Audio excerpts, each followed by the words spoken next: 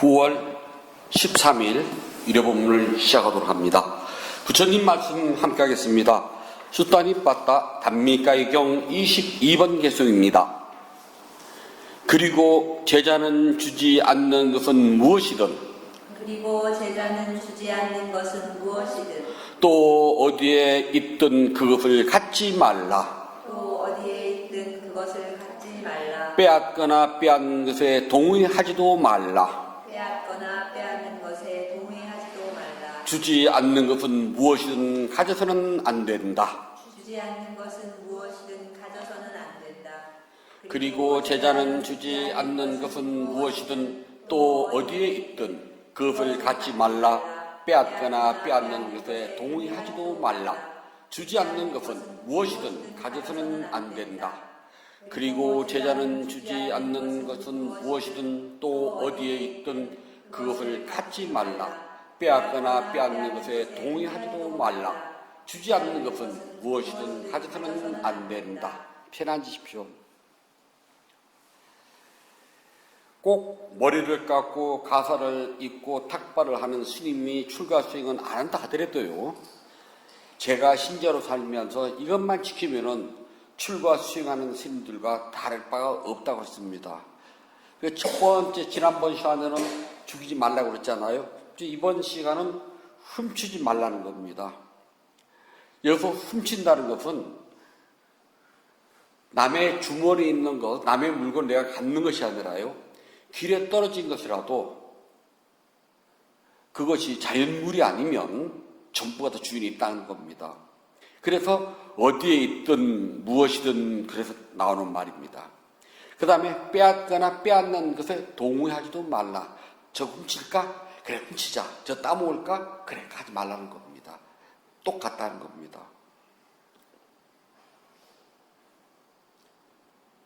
지금은 미얀마가 엄청 좋았다고 그래요. 저희 살 때는요, 철새 한 토막, 못 한 개, 노끈 하나 굉장히 귀했답니다. 그래서 이렇게 노끈 같은 거를 어쩌다 이렇게 구하잖아요? 그러면 구하는 게 아니라 누가 이제 포장해주고 그걸 버리지 않고 죄다 이렇게 묶어가지고 이렇게 돌돌돌 감아놔요. 방에 뭐가 하나가 끼덕끼덕하지 몹을 박으면 될 것 같은데 몹을 구할 재주가 없거든요. 마침 그 이제 불사를 하고 이제 집을 짓고 있는데 그 옆을 지나가다 보니까 떨어진 길에 못이 하나가 있어요. 구부러진 거예요. 저거면 딱 되겠는데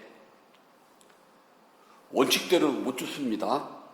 그래서 가만히 쳐다보고 있으니까 그 공사장 인부가 지나가다 제가 계속 못을 쳐다보고 있거든요. 그러니까 알아요.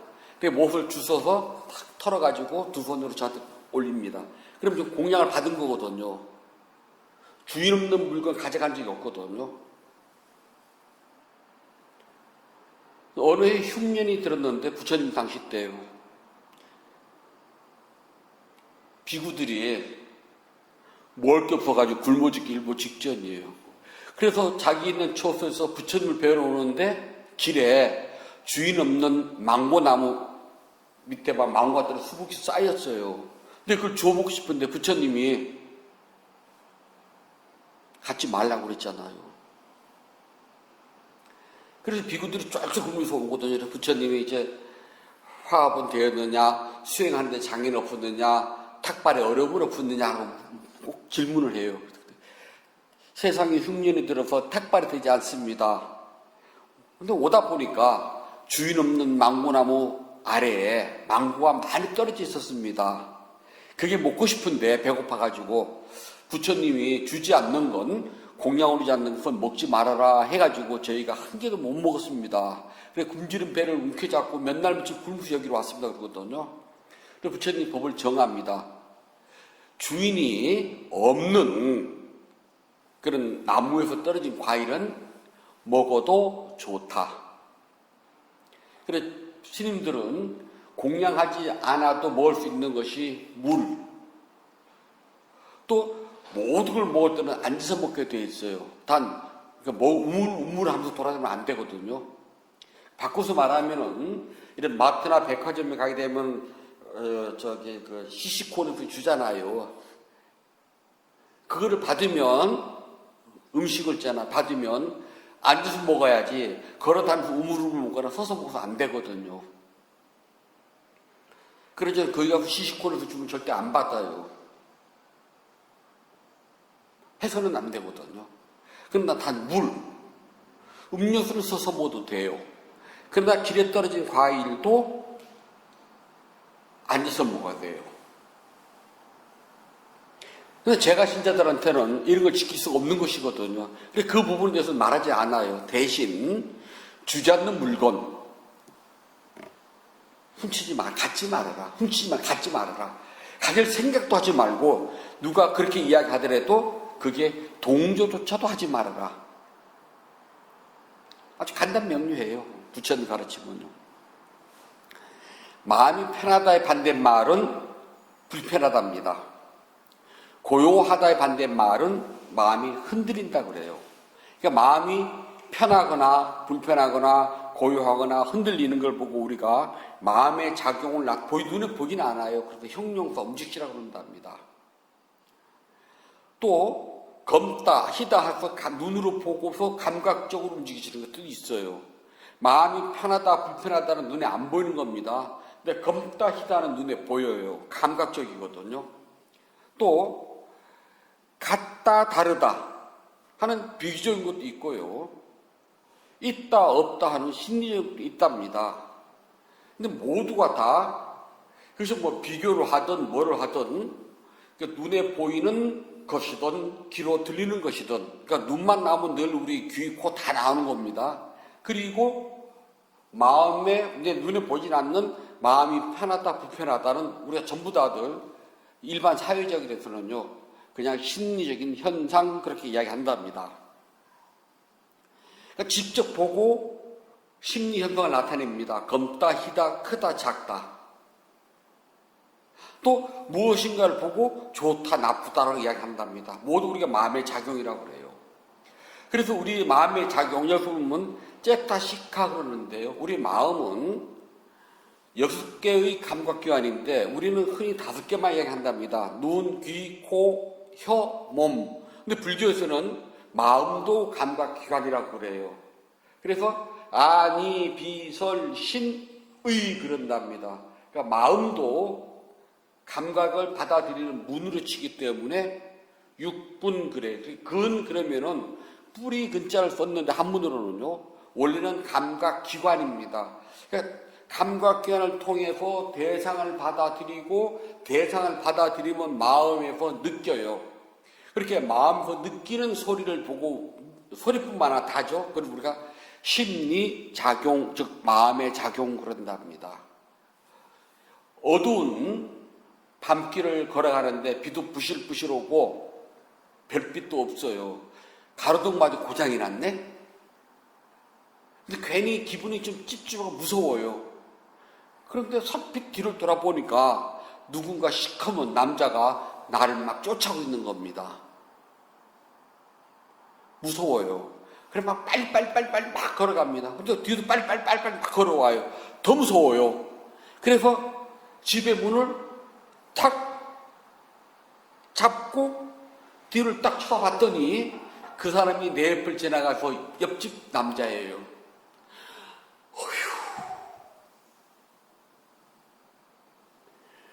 마음이 불안했다가 확인되는 순간 안 불안해져요. 심리작용이요. 우리 마음의 작용은요. 우리가 아는 것과는 전혀 다른 많은 걸 가지고 있답니다. 길바닥에 떨어진 것이 산길에 걸어가다가 뱀인 줄 알고 깜짝 놀라서 피해서 갔어요. 다음날 아침 해가 떠서 가봤더니 뱀이 그 자리에 또 있는 겁니다. 가서 가만히 봤더니 뱀이 아니라 새끼줄입니다. 그러니까 어제 내가 확인하지 못한 상태에서 뱀으로 봤던, 그래서 무서워했던, 오늘 지금 가서 확인했더니 뱀이 아니라 새끼줄이었어요. 그래서 마음이 놓였던, 둘 다 우리는 마음의 작용이라고 한답니다. 마음은 단순하게 그냥 작용되지 않아요. 마음이 작용되려면 무엇인가 대상이 있어야 됩니다. 그 대상을 눈으로 보고 받아들여요. 그 대상을 경이라고 그러는데요. 눈으로 보고 받아들이면 안경, 귀로 듣고 받아들이면 이경, 코로 향기를 맡고 받아들이면 이경, 혀로 맛보고 받아들이면 설경 그러거든요. 근데 아무것도 없는데 혼자 마음 막 생각을 막 해내요. 내가 어저께 무엇인가를 했어요.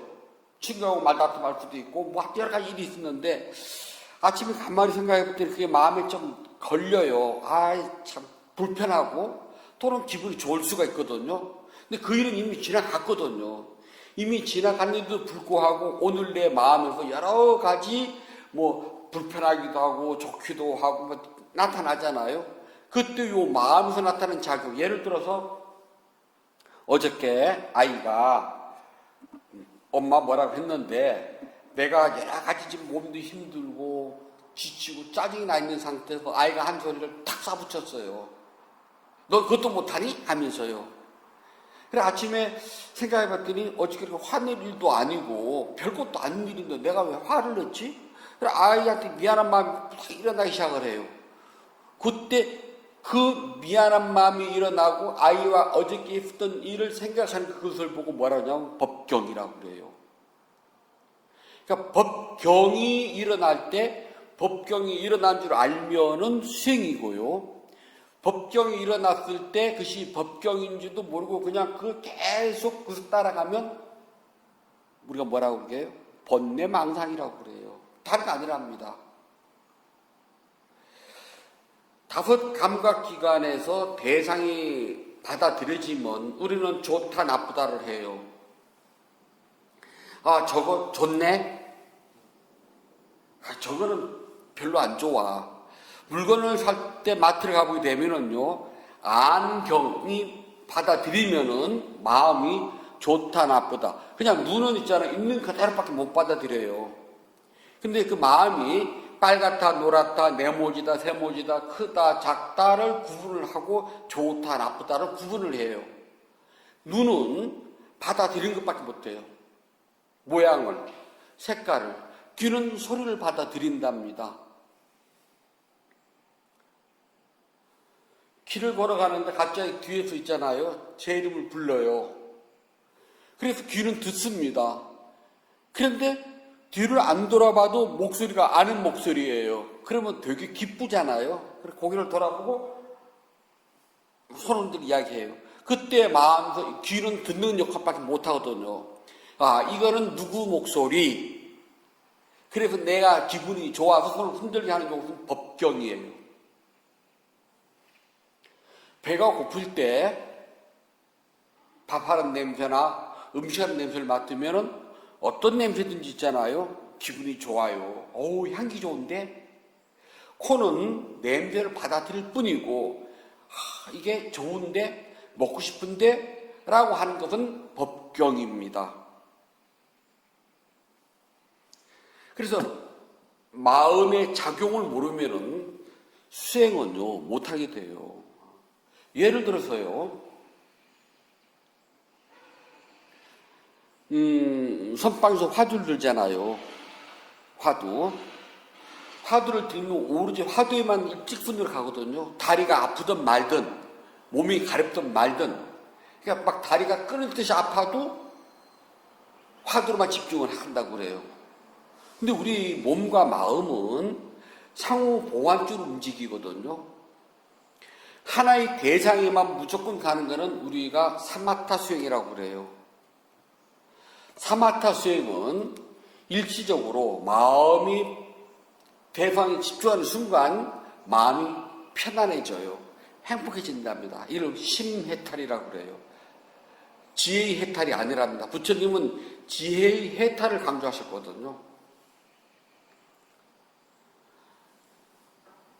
내가 이미 다리가 아파 죽겠는데 화두를 막 일부러 끌고 간다고 그래가지고 화두로 가지진 않아요. 이미 아픈 대로 또 마음이 더 많이 쏠렸거든요. 마음은 언제나 크고 강하고 새로운 것에 늘 마음이 가요. 내가 화두를 챙기는 마음이 아주 강하면은 아픔을 잊어버릴 것이고 화두를 챙기는 마음이 약하고 조금이라도 약하고 아픔이 조금이라도 강하다면 마음은 강한 쪽으로 간답니다. 그게 기본 원리예요. 그래서 이 법경 마음의 작용을 모르면은 나는 한다고 생각만 할 뿐이에요. 예를 들어서 여러분들이 수행을 할 때 우리는 이제 알아차림을 하잖아요. 일어남 사라짐 하는데 망상이 탁 떠올라요. 근데 내가 바로 망상을 알아차리지 못하면 마음은 내가 챙기는 일어남 사라짐보다 망상이 조금이라도 0.0001%라도 그것이 세면은요 마음은 그쪽으로 가요. 그래서 나는 일어남 사라짐이라고 이름을 붙이고 있을지언정 사실은 여기 안 가 있어요. 여기 망상이 가 있지. 그래서 끝나고 나면 난 뭘 했는지 몰라. 해보셨잖아, 경험을요. 이렇게 마음의 작용에 따라서 수행의 질이 달라져요. 내가 현재 하고 있는 일어남 사라짐을 챙기는 것도 몸을 보지만 그것을 잘 알아차리는 마음의 작용이 있어야 되고요. 이 마음의 작용이 이 몸에서 일어나고 사라지는 호흡을 조금이라도 들챙기게 되면 마음은 아픈 곳, 가려운 곳 또는 망상으로 가게 돼 있답니다. 그게 기본 틀이에요. 그래서 이 마음 작용은요, 마음은 눈, 귀, 코, 혀, 몸이라고 하는 5 감각기관이요. 무엇인가 대상에 집착하는 순간 좋다, 나쁘다, 강하다, 약하다, 새롭다, 아니다 이런 것을 즉시로 알아차리고 마음을 내요. 이걸 보고 우리가 뭐라냐면 마나 시카라 그래. 마음을 일으켰다. 마나가 마음이거든. 시카라는 지금 행위 지금 일어나고 있는 겁니다. 그러니까 마음은 언제든지 새롭고 강한 것에 늘 쏠리게 되어 있답니다. 그렇게 마음은 새롭고 강한 것으로 가는 순간 일이 벌어져요. 수행은 내가 의지에 따라서 대상을 정해놨습니다. 그리고 내 마음이 늘 거기에 머물도록 해요. 다른 데 가면 안 돼. 여기 가만히 있어. 라고요. 근데 마음은 내 말을 안 들어요. 내 의지와 관계없이 새롭고 강한 것이 나의 5 감각기관에 일어나기만 하면 그쪽으로 잽싸게 달려나갑니다. 마나시카라. 일어나요. 그래서 그쪽으로 갑니다.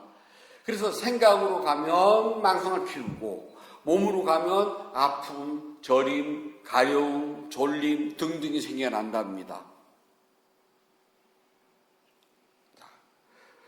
우리의 마음이는 작용은요, 처음부터 그런 작용이 이렇게 있다가 이번에는 가려움으로, 이번에는 다리 아픔으로, 이번에는 졸림으로 그렇게 내질 않아요. 마음은 흔적도 없다가 대상에 접촉하는 순간 마음이 일어나요. 아무 생각 없이 수행하다가 갑자기 다리가 아픈 쪽으로 마음이 일어나면은 마음의 작용은 아픈 대로 온전히 다 갑니다. 다른 데로 안 가요.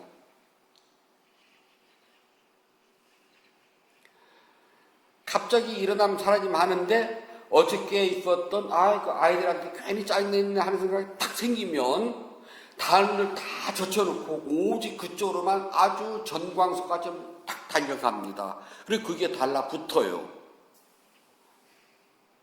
그래서 마음은 거기에 따라서 심리작용을 계속 일으킵니다. 이때 일어나는 심리작용은 하나만 일어나는 것이 아니라요. 그것이 빌미가 돼가지고 수도 없는 걸 일으켜요. 그냥 아이한테 미안했네. 미안하다고 오늘 사과해야지. 그걸로 끝내는 게 아니에요. 또 다른 걸 부르고 또 계속 끊임없이 새로운 것을 계속 불러온답니다. 그래서 이걸 보고 우리는 마음이 조건을 만든다. 우다야. 생성시킨다. 만들어요. 그래서 누가 만드냐? 남이 만들어서 주는 것이 아니라 내가 만들어요. 천당 세계를 가고, 즉 천당을 가고 지옥을 가는 것은 절대 심판자가 있어가지고요. 나의 죄와 선을 저울로 달아가지고, 아, 너는 지금 죄가 0.2g, 선, 착함이 0.3g, 그러니까 너는 천당 가. 그게 아니라니까요. 내 마음이 일으킵니다. 이 세상에서 나를 가장 잘하는 사람은 나랍니다. 이런 말 하잖아요. 저 사람이 나보다 나를 더 잘 알아. 그런 말은 없어요. 나보다 잘하는 건 누구도 없어요. 왜냐하면 나의 마음작용 속에서는 비록 그것을 기억하지 않는다 하더라도 우리 마음은 있잖아요. 마음의 작용은 감각변을 통해서 단 한 번이라도 받아들이면 그게 척척 내장되어 있어요. 그래서 내가 필요할 때 끄집어 낸답니다. 단 잘 안 나올 때가 있긴 해요.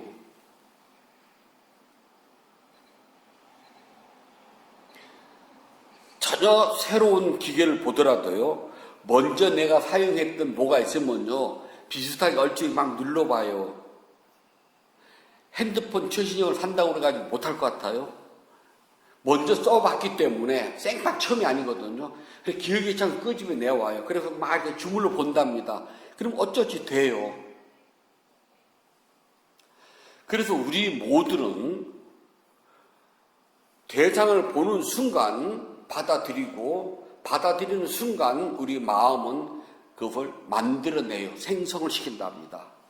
그래서 우리가 무엇인가에 생성되고 소멸되는 모든 과정을 부처님 법에서는 현상이라고 그래요. 마음의 현상. 그걸 법이라고 그런답니다. 우리가 법 그러는데요. 법은 추나 추동하는 그 자연의 법칙도 있어요.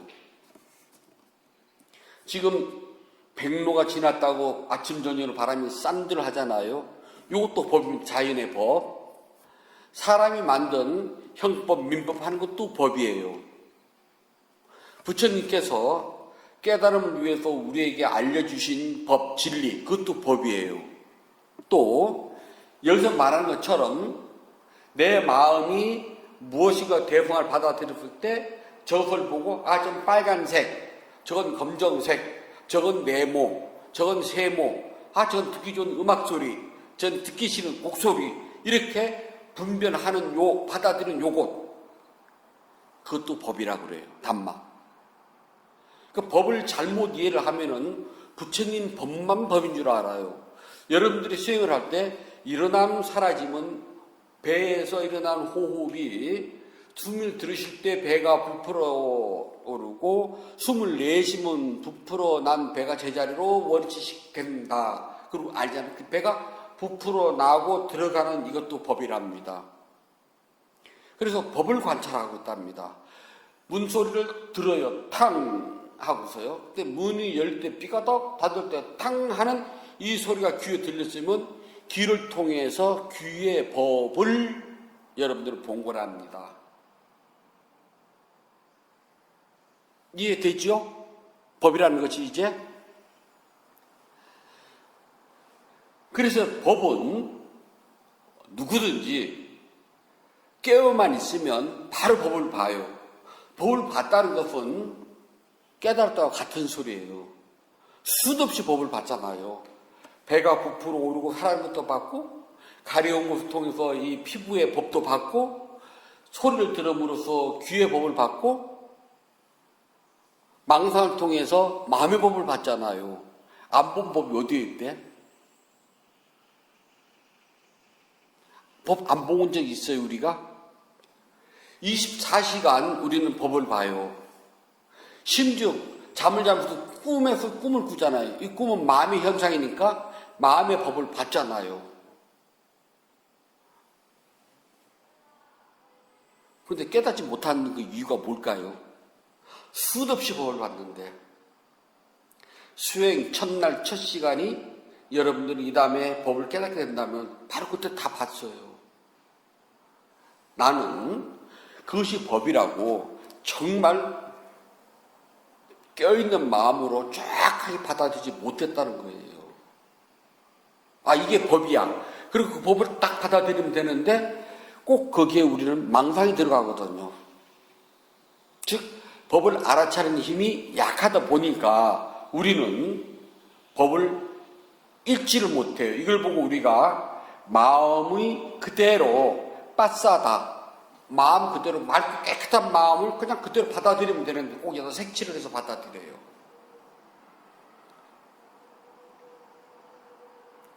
어렸을 때 미술 시간에 왜 크레용 사가지고 가잖아요.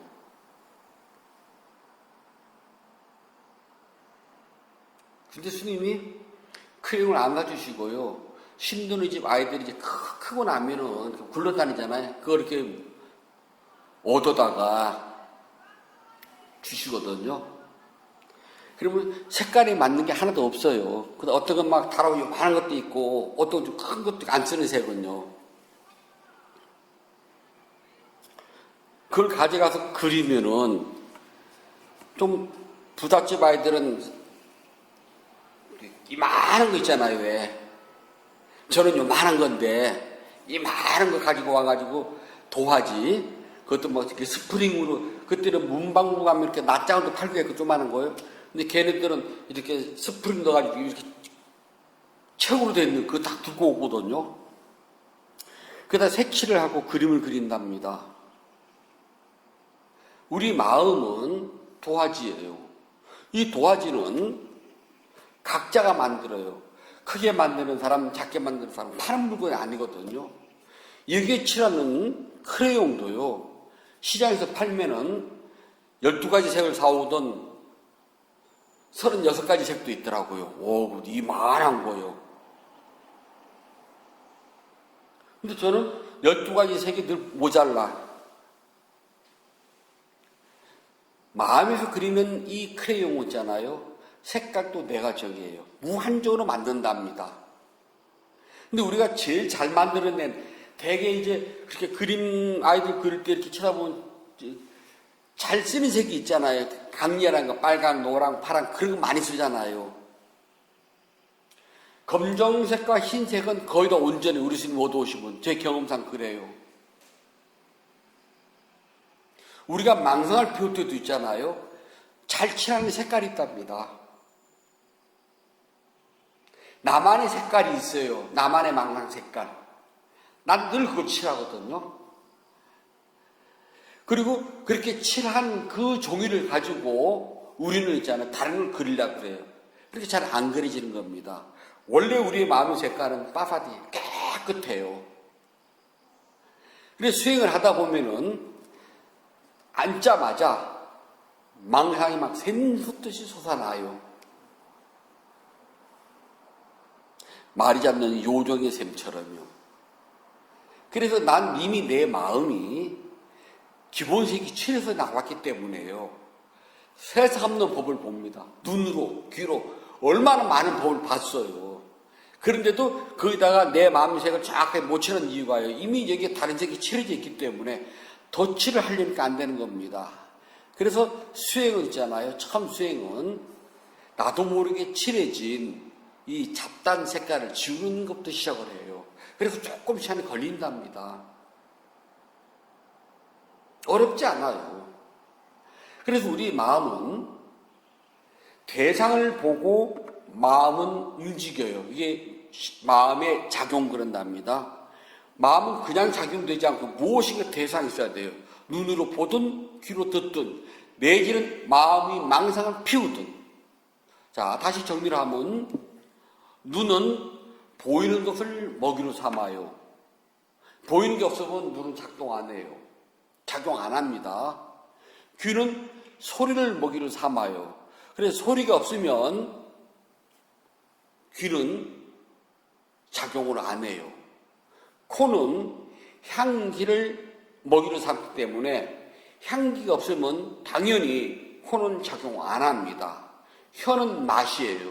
그래서 맛이 닿지 않으면 혀는 작용 안 해요. 몸은 감촉이랍니다. 뭔가 닿지 않으면 이 감촉이 작용을 안 한답니다. 마음은 생각이 먹이에요. 그래서 생각이 일어나면은 이걸 먹이로 삼아서 마음이 작용을 해요. 작용. 그러나 망상, 생각이 일어나지 않으면 마음은 작용을 안 한답니다.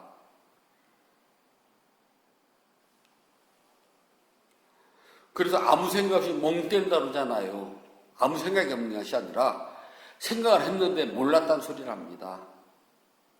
그래서 우리 불자들은 언제나 깨어있는 마음으로서 몸과 마음의 이런 작용을요, 놓치질 않아요. 마음이 일어나는 작용이 바로 알아차리면 다행인데, 알아차리지 못하고 놓치게 되면은 마음이 어지럽다, 마음이 불편스럽다라고 이야기를 해요. 마음이 좀 불편해. 어제 아이들한테 내가 막 확 줘박았던 그 소리가 오늘 또 생각하고 또 생각하면 할수록 불편해지거든요. 내가 무엇인가 일을 탁 했어요. 그런데 뒤돌아서니까 그거 내가 미쳤지, 그걸 내가 왜 했어?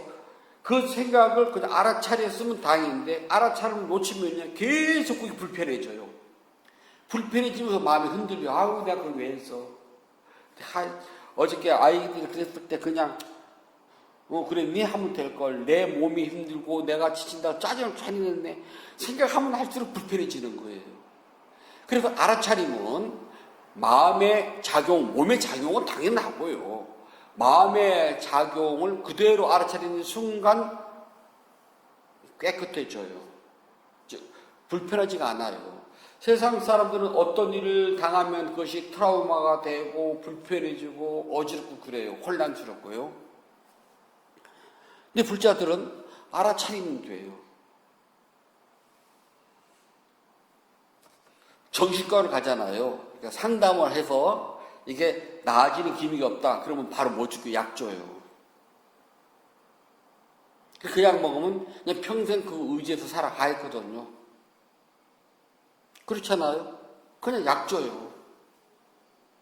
그런데 알아차림을 하게 되면은 마음의 작용도 내가 일으켰거든요. 내가 그것을 보고 어떤 눈이나 귀로 그 현상을, 대상을 봤어요. 그걸 그대로 받아들이는 것이 사라지지 않고 생성되면 소멸돼야 되는데 소멸되지 않고 남아있다가 계속 끄집어내오는 거잖아요. 이걸 봐도 저걸 끄집어내오고 이걸 봐도 또 끄집어내와요. 무엇을 봐도 늘 그것만 끄집어내옵니다. 제일 먼저 그 일이 먼저 나와요.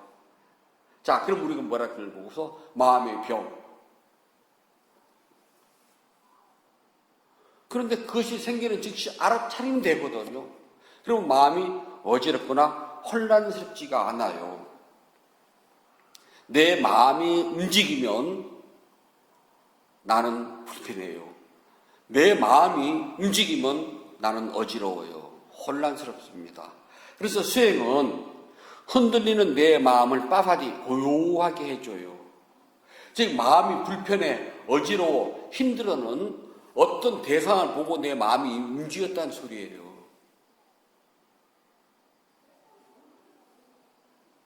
아이한테 어제 저녁에 막 짜증을 확 냈어요. 별것도 아닌데. 내 마음은 원래 고요한데 그 아이의 그 말을 듣고 내 마음이 요동을 쳤잖아요. 폭풍 흉보라 친 겁니다. 그리고 나서 밤에 잠자면서 가라앉았거든요. 근데 아침에 일어나가지고 그걸 다시 되짚어 생각해 봤더니 미안한 마음이 생겼어요. 즉 다시 내가 끄집어내와서 생성시킨 것이거든요. 그러다가 아침 밥하면서 잊어버렸어요. 소멸됐죠? 그러다 아이 얼굴을 보는 순간 또 떠올랐어요. 생성됐죠? 내 마음이 불편하고 어렵고 힘들도록 생성소멸을 반복시키는 바로 나랍니다. 그래서 수행은 그렇게 생성소멸되는 과정에서 물들어져 있는 마음을 그 물을 지우고 깨끗하게 만들어요. 빠사디. 자, 그래서 이게 그냥 한 번에 척 되는 게 아니거든요. 좀 연습이 필요해요. 운동선수들이 있잖아요. 그 프로 운동선수들이 축구선수나 야구선수들 보게 되면은 공이 올라가면 자기도 모르게 탁 뻗어가잖아. 이게 본능적으로 움직여야 되거든요. 그게 훈련이 돼야 된답니다. 훈련이 안 되면 생각은 돼야 해도요, 그렇게 바로 즉각 움직이지 못해요. 건너보면 절터라고 그러잖아요. 스님들이 하도 이절저절 떠돌아다니면서 정말 삼천리 방방곡곡을 여기저기 떠돌아다니면서 볼 것 안 볼 것 많이 보거든요. 그래서 대부분 절에 있는 데를 가보면 거기가 비슷해요. 위치나 주변 환경들이요. 크게 안 틀린답니다. 첫째는 바람을 막아야 되고요. 물 구하기가 쉬워야 되고, 땔감 구하기 쉽고요. 조금 많은 야채전이라도 이렇게 나물 심어먹을 때 밭을 형성할 수가 있어야 되고요.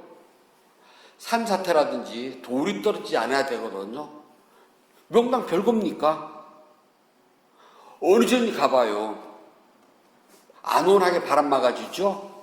그리고 꼭 보면 이렇게 물이 흐르잖아요. 물 구하기가 쉽죠.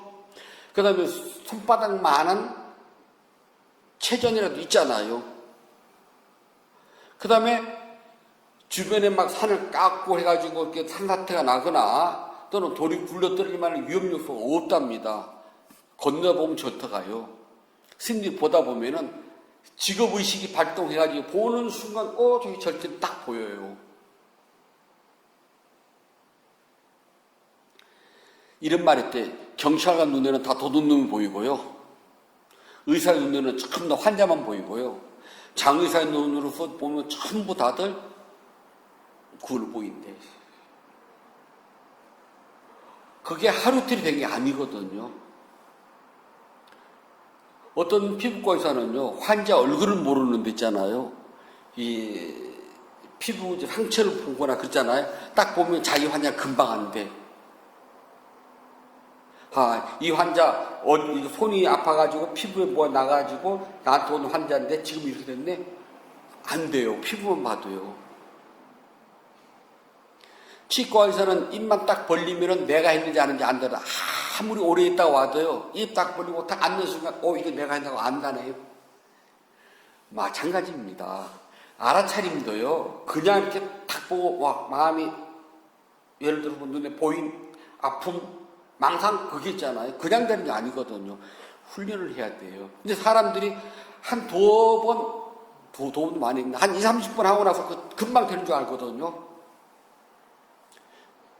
그런 경우는 없답니다. 예전에 어떤 스님을 만났는데 차를 같이 그 스님차를 타고 왔는데 스님 수행이 참 좋아요. 좋은 것 같더라고 그러더라고요. 그래서 꽤 오래 한 줄 알고 얼마나 하시는데 그랬더니 제가 지난번에 어디에 가서 연수기를 봤는데 1시간을 딱 해봤는데 너무 좋더라고. 내가 속으로 참 놀고 계십니다. 1시간이야 편하죠. 제가 장담할게요. 우리 불자님들은요, 어딜 가도 진짜 잘해요. 이게 쭉 앉아서 이거 하는 것이, 우리는 풀타임으로 하잖아요. 앉고 걷고, 앉고 걷고, 이렇게 한양하게 한 2시간 하다가 차 마시고 2시간 놀다 하는 거 없거든요. 쫙 하지요. 이렇게 꾸준히 훈련이 돼야지만이 어떤 대상을 접촉하더라도, 즉 법을 접촉하더라도 그게 마음이 흔들리지 않고 고요해져요. 법을 접촉하는 순간 나는 그 법에 따라서 내 마음이 움직인답니다. 움직이는 걸 보고 우리는 혼란하다, 불편하다, 어렵다 그래요. 예를 들어서요,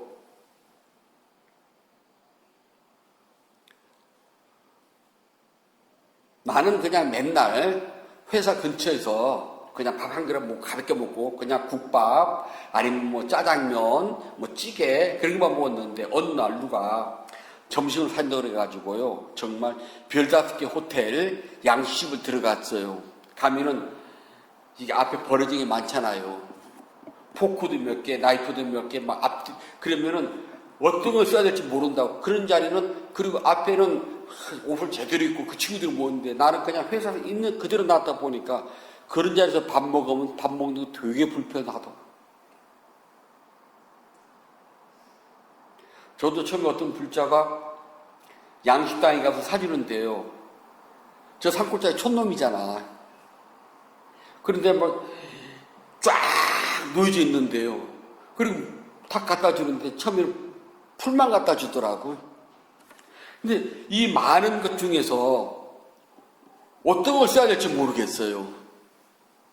그래서 이제 눈치를 보는 거예요. 앞사람 이제 남은 거 눈치잖아, 절집에서. 그 자리가 편했겠냐고요. 우리는 법, 대상에 따라서 받아들이는 내 마음이 편하기도 하고 불편하기도 해요. 그래서 내 마음은 거기에 물들어 버려요. 그래서 깨끗함이 사라집니다. 그래서 마음이 어떤 법을 보더라도 받아들이더라도 접촉하더라도 마음이 흔들리지 않고 마음이 고요하게 가는 상태를 만드는 것이 수행이랍니다. 별거 아니에요. 그래서 마음이 고요하고 흔들리지 않게 되려면 5가지가 있어야 된답니다. 이것만 있으면 언제나 고요하게 돼요. 그래서 수행은 이 5가지를 키우기 위해서 한답니다. 자, 물어보나 마나 첫 번째 믿음이에요. 믿음은 정말 중요하답니다. 수행자가 부처님 법에 대해서 스승의 가르침에 대해서 믿음이 없으면요 수행은 눈꼽만큼도 진전이 없어요.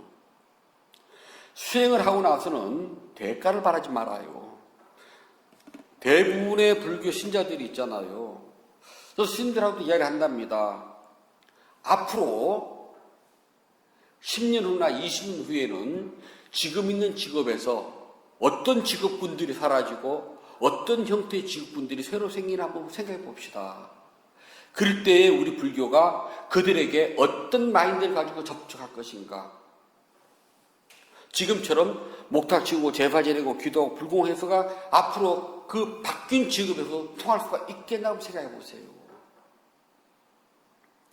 저희가 어렸을 때는요, 신발 때 장날, 고무신 떼우는 사람, 장화 떼우는 사람, 소 떼우는 사람, 냄비 떼우는 사람, 그리고 지금 땡집에서 굴떡 청소하는 사람, 구두를 놔주는 사람, 됐다 많았거든요.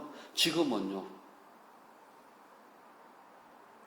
예전에는요, 집 짓는 목수가 전부 다 일일이 구멍을 뚫어서 짜맞추면 했고요. 지금은요, 탁탁탁탁 쏘면 끝이에요. 기계가 다 합니다. 예전에는 저를 고치더라고 목수를 부르면 요만한 가방에다가요, 톱, 망치, 그걸 대표 놓고 끝이에 들고요. 지금은 트럭에다 싣고 와요, 장비를. 예전 시골 병원에 가보면 의사가 청진기, 그때 시골 의사가 뭐 내과, 외과, 소아과, 이비인후과 다 봤거든요. 그럼 이제 머리다 이만한 거 뭐야, 이렇게 보면 이제 우리 목 봐야 되잖아요. 그 다음에 후레쉬 들고 보는 거. 그 다음에 이제 무릎 아프다면 톡톡톡 망치 뚫고 보고요. 그리고 병원에 가도 입에 물리는 탁 채운 게, 그리고 또 있었나요? 한번 생각해 봐요. 유리주사기 푹푹 삶아서 쓰는 거. 근데 지금은요, 웬만한 시골 의원을 가봐도 있잖아요. 장비빨이에요. 변합니다. 앞으로 불교가 얼마나 변하겠어요. 그런데 수없는 윤회생 속에서 내가 지은 선업공동은요, 나는 내 과거의 윤회를 모른답니다.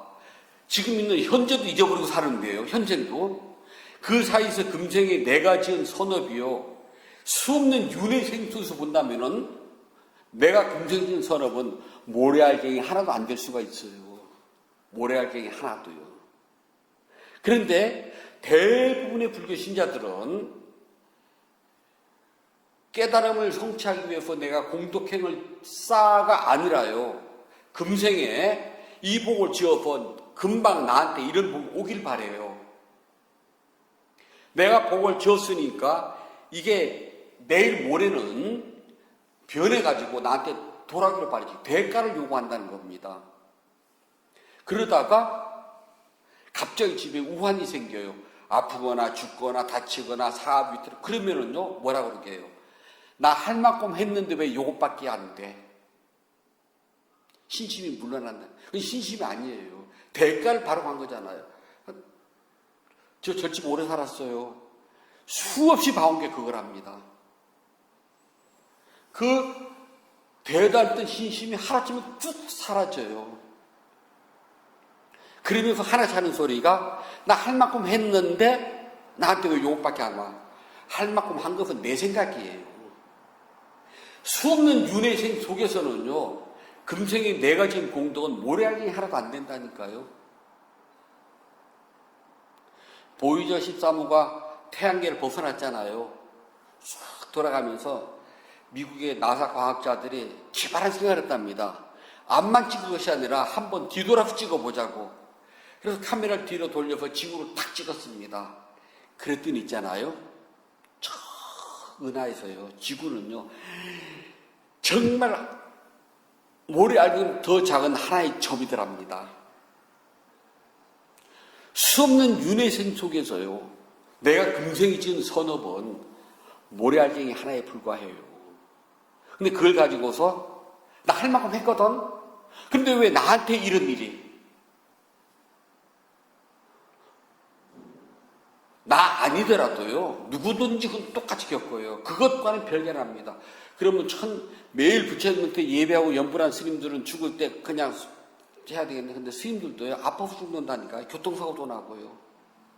그건 왜 그럴까요? 별개예요. 우리 부처님도 아파서 돌아가셨다니까? 신통 제일 목련 존자는요, 외도들한테 맞아 죽었어요. 부처님의 법 왕자라고 불렸던 사리푸트라, 사리부 존자는 있잖아요. 고향 땅에서요. 어린 사미 하나 옆에다 두고 죽었어요. 뭘 더 바래요? 믿음은 그것이 아니라 부처님의 가르침에 의해서 욕망을 버리고, 우리가 결국은 욕심 때문이야. 그래서 욕망을 버리고 부처님 법에 의해서 수행을 하면은 깨달음을 성취하여서 반드시 금생에 성취하여서 윤회로부터 완전히 벗어날 수 있어를 변치 않게 믿는 것이 신심이랍니다.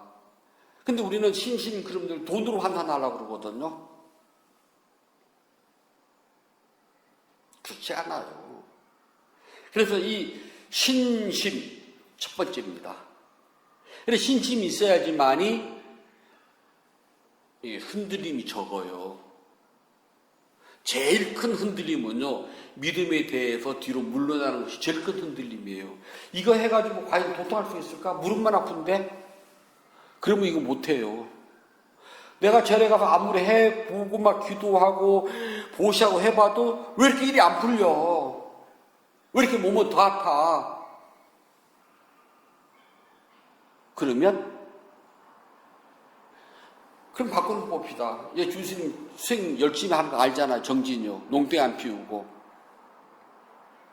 그럼 이 스님 안 아파야 되겠네. 그런데 이번 결제 가서 보세요. 피로골절해서 갈비뼈 나갔잖아요. 그 밥 얻어먹지 않으면 내가 불편해 죽겠어 지금. 안 아파야 되잖아요. 그런 신심은 그런 거와 관계없다니까요. 근데 사람들이 착각을 해요. 내가 아프지 말아야 되는데 왜 아파? 우리 집 일이 잘 돼야 되는데 왜 일이 안 풀려? 왜 이런 우환이 생겨? 그건 내 업에 따라가는 거예요. 그것과 별개라니까요. 신심은 그런 게 아니라는 점. 두 번째는 정진의 힘이에요. 5가지 힘 가운데서 정말 정진은 매일 그냥 한 번이라도 하세요. 누워서 일어나면 사라짐이라도 하시든지, 아침에 눈 뜰 때 눈좀 잠깨 언제라도 좋아요. 하다못해 회사에서 갑자기 직장에서 화장실 갈 때 왼발 오른발 이라도 하세요. 버스 타려고 기다리고 있을 때 멍 안에 망상 피우지 말고 섬 다음 발바닥에 발이 닿잖아요. 섬 다음이라도 하시라니까요. 이렇게 하면은 조금씩 늘어난답니다. 정진의 힘. 세 번째는 마음챙김의 힘. 사띠. 정진 속에서는 사띠가 안 들어가면 정진이 아니에요. 반드시 알아차리도록 하십시오. 네 번째는 삼매. 집중. 당연히 필요한 힘이죠. 마지막은 알아차림. 그래서 우리는 신심, 정진, 그리고 마음챙김, 삼매, 알아차림, 이 5개의 힘이 있으면 마음은 금방 고요해진답니다. 흔들리지 않아요. 이걸 키우지 못하고 그냥 법, 현상에 접촉하는 순간 현상에 따라가면 우리는 마음이 불편하고 어지럽고 힘들고 지쳐간답니다. 아유, 나 지쳤어 그러잖아요. 몸이 지친 거하고 마음이 지친 건 틀려요. 그래서 내 아이들한테, 사랑하는 나의 가족들한테, 나의 남편, 나의 아내를 쳐다보고 나 지쳤어 그러거든요. 당신한테 지쳤어. 그럼 결혼 뭐하러 했대? 예, 네 쳐다보면 엄마가 지쳐. 낳지를 말던가 해서 안 될 소리랍니다. 그럴 때에 내 마음은 현상, 법, 남편, 아내, 아이들, 가족들한테 마음이 그들이 하는 행위, 그들이 하는 말에 내 기분이 언짢고 상한 대로 딸려간 겁니다. 그래서 마음이 지치고 힘들고 짜증나는 거예요. 그럴 때 알아차려요. 보임한다든지요. 아유, 저 녀석을 보고 전부 저게 내 뱃속에서 나왔으니까 내 자식이지 라고 하지 말고 보임. 아이가 하는 말이 퉁퉁거려요. 저게 그냥 아침을 잘못 먹었나 라고 하지 말고 그냥 들림. 그러면은 내 마음은 어지럽지 않고 흔들리지 않고 불편하지 않아요. 이렇게 마음이 대상, 현상, 법, 이제 확실히 개념이 섰잖아요. 현상, 법, 똑같은 말이에요. 대상.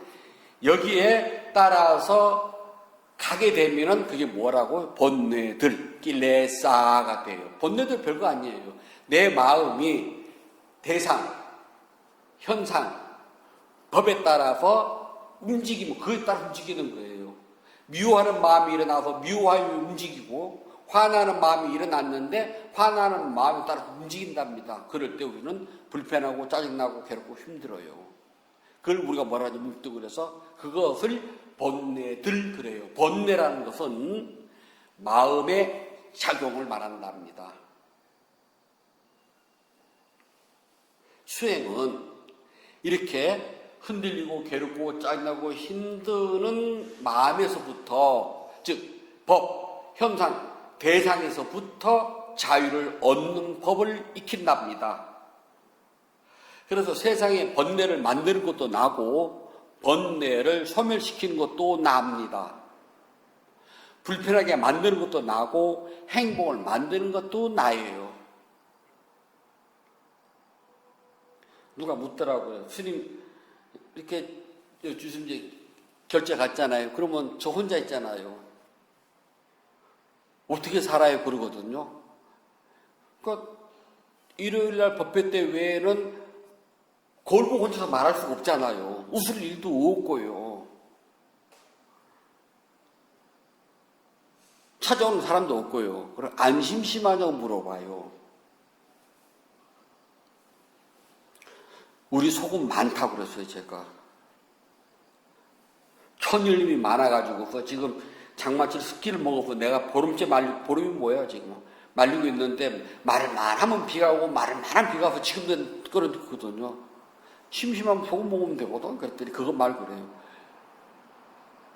나 명식이 수행자거든. 혼자 있는 고요함, 혼자 있는 그 즐거움이 얼마나 좋은 줄 알아? 사람들은 혼자 있으면 못 살 것 같은데요. 혼자 있는 즐거움처럼 없다. 왜냐하면 혼자 고요하게 있으면은 마음이 대상, 현상이 생길 일이 없어요. 마주보고 이야기하고 듣고 하니까 마음에 현상이 생기는 것이지. 가만히 있다가 친구를 만나서 친구하고 막 이야기를 하다가 그 친구의 말에 내 마음이 상처를 받잖아요. 또 기쁘기도 하고요. 그래서 이런저런 말을 주워 듣다 보면 세상에 제일 재미있는 맛이 남말하는 맛이라네. 친구하고 둘이 있으면 무슨 이야기 하겠어요? 우리 집 이야기, 네 집 이야기. 아니면 우리 남편, 아이들 자랑? 그거 말고는 남 흉보밖에 없거든요. 그거 하느니, 구업 짓느니, 혼자 가만히 있으면 구업을 안 짓잖아요. 얼마나 좋은데. 수행은요, 이러한 마음의 현상, 대상, 법위에 내가 끌려가서 번뇌들을 만드는 것부터 벗어나도록 합니다. 그래서 내가 자유를 얻게 돼요. 즉 고요, 평온, 행복을 만든답니다. 그래서 수행은 이거지면 질수록 내 마음은 고요하고 내 마음은 행복해져요. 그리고 우리의 마음의 대상은 내가 그 대상을 받아들여서 그 대상이 가는 대로 따라가면 번뇌들이 되고요. 그 마음의 대상, 현상, 법들을 그것이 법인 줄 알고 현상인 줄 알아서 알아차리면 그게 깨달음의 법이 된답니다. 같은 법인데 이 법이 나를 끌고 가면 망상이 되고 내가 이 법을 알아차리면 깨달음이 됩니다. 간단해요. 조금만 더 열심히 하시면 돼요. 다 왔어요. 이만큼만. 그러면 머지않아 금생에 반드시 깨달음을 성취하게 된답니다. 부처님께서 말씀해 주셨습니다. 숫단잎 받다 반미가이경 23번 개송입니다. 양식이 있는 사람이라면 타오르는 불구덩이를 피하듯 양식이 있는 사람이라면 타오르는 불구덩이를 피하듯 순결하지 못한 행위를 삼가라. 순결하지 못한 행위를 삼가라. 순결을 닦을 수 없더라도 만일 순결을 닦을 수 없 남의 아내를 범해서는 안 된다. 남의 아내를 범해서는 안 된다. 양식이 있는 사람이라면 타오르는 불구덩이를 피하듯 순결하지 못한 행위를 삼가라. 만일 순결을 닦을 수 없더라도 남의 아내를 범해서는 안 된다. 양식이 있는 사람이라면 타오르는 불구덩이를 피하듯 순결하지 못한 행위를 삼가라. 만일 순결을 닦을 수 없더라도 남의 아내를 범해서는 안 된다. 9월 13일 일요 본문을 마치도록 하겠습니다.